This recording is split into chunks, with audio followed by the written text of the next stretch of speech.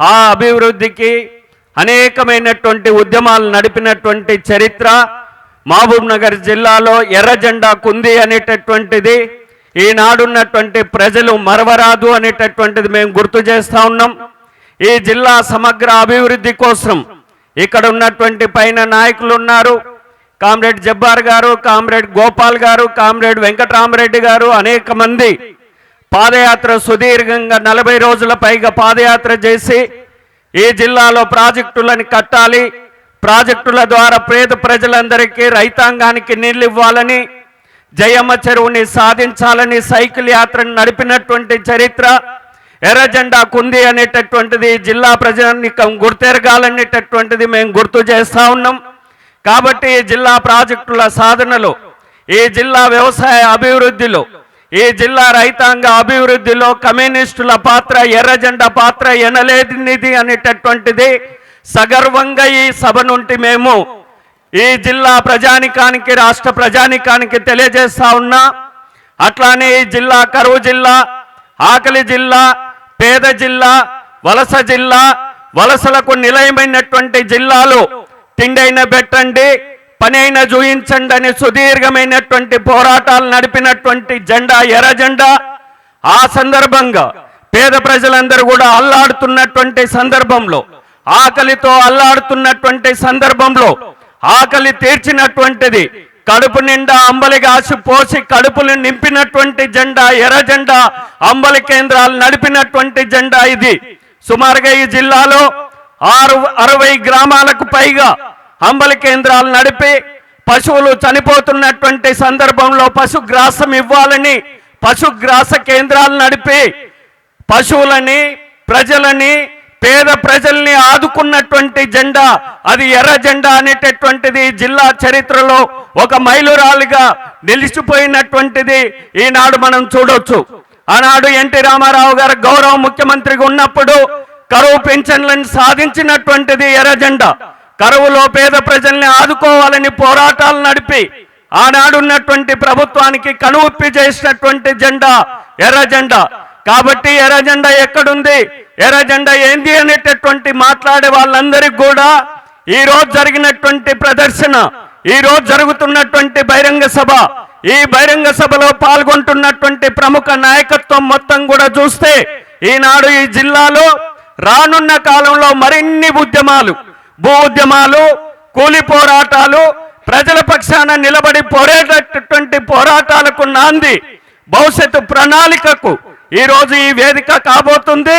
తెలంగాణ వ్యవసాయ కార్మిక సంఘం రాష్ట్ర 4వ మహోత్సవంలో వ్యవసాయ కార్మికులు, గ్రామీణ పేదలు, సన్న చిన్నకారు రైతులు, కౌలు రైతులు, వీళ్ళందరి గురించి, దళితులు, బలైన వర్గాలు, మహిళలు, మైనార్టీలు, వీళ్ళందరి పక్షాన ఈరోజు చర్చించి రానున్న కాలంలో ప్రణాళికను రూపొందించుకొని పోరాటాలకు ఈరోజు పురమాయించడానికి సంసిద్ధం కావడానికి ఈ సభని మేము నిర్వహించడం జరుగుతుంది.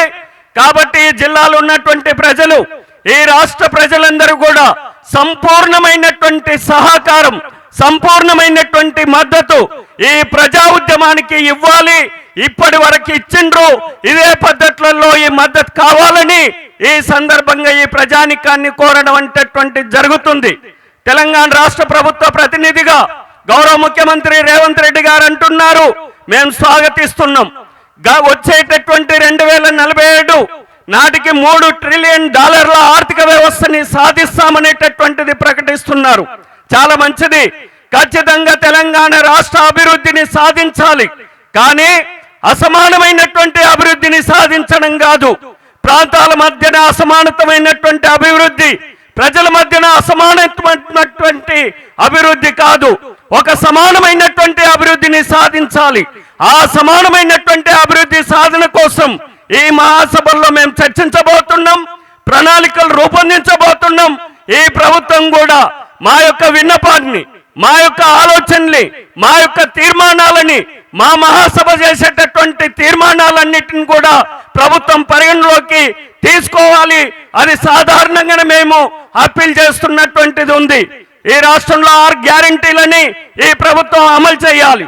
అమలు జరుగుతున్న వాటిని మేము కాదనము, కానీ అమలు చేయనటువంటిది ఏదైతే ఇందిరమ్మ ఆత్మీయ పథకం భూమి లేనటువంటి పేదలకు 12,000 రూపాయలని చెప్పిండ్రు. భూమి లేనటువంటి పేదలకు 12,000 ఇవ్వాల్సిందే.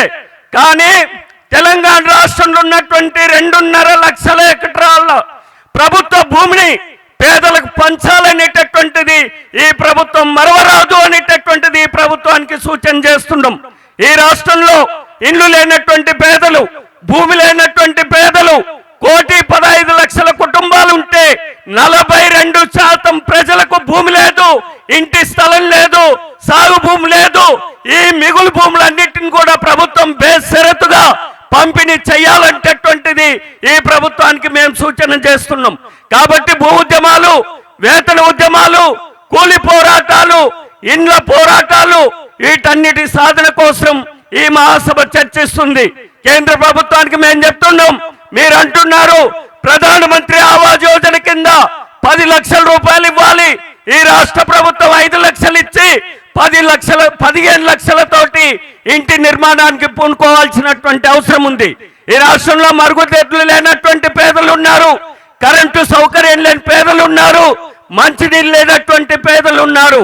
వీటన్నిటి అంశాలపైన చర్చించి ఈ ప్రభుత్వంతో అప్పీల్ చేస్తూ రాయబారాలు నడుపుతూ ఉద్యమాలు నిర్వహిస్తామనేటటువంటిది తెలియజేస్తూ, కేంద్ర బీజేపీ అనుసరిస్తున్నటువంటి విధానంలో విబిజి గ్రామ్జీ యాక్ట్ ఒక దుర్మార్గమైనటువంటిది. మహబూబ్ నగర్ వలసలను పెంచే విధంగా ఉంది. ఆ ఉద్యమంలో కేంద్ర బీజేపీ విధానానికి వ్యతిరేకంగా పోరాటం చేస్తున్నటువంటి మేము, మాతో ఈ ప్రభుత్వం కూడా కలిసి, రాష్ట్ర ప్రభుత్వం కూడా కలిసి రావాల్సినటువంటి అవసరం ఉంది. ఇటువంటి భావ సారూప్యత కలిగినటువంటి ఉద్యమాల్లో ఖచ్చితంగా భాగస్వామ్యం కావాలి. అట్లనే రాష్ట్ర ప్రభుత్వం కూడా ఇచ్చినటువంటి హామీలను అమలు చేయాలి. అమలు చేయకపోతే ఖచ్చితంగా ప్రజా చైత్రంలో ప్రభుత్వం దృష్టికి తీసుకురావడానికి ఉద్యమాలు నిర్వహిస్తాము.